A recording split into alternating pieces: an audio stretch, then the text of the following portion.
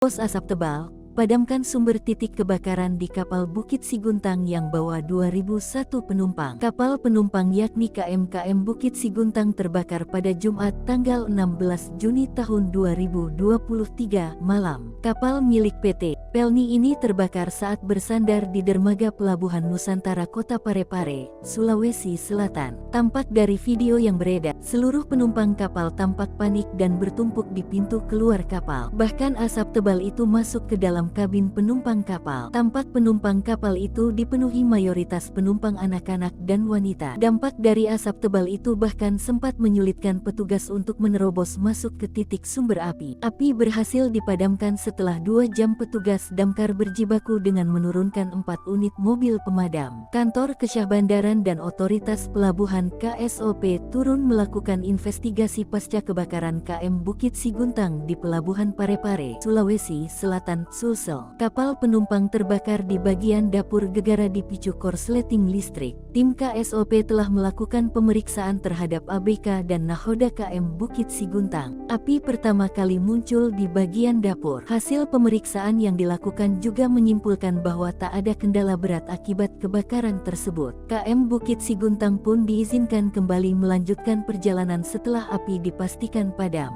Pada saat itu kapal KM Bukit Siguntang membawa 2001 penumpang. Sebanyak 1.346 orang di Pelabuhan Parepare dan ada 655 orang yang melanjutkan perjalanan ke Makassar.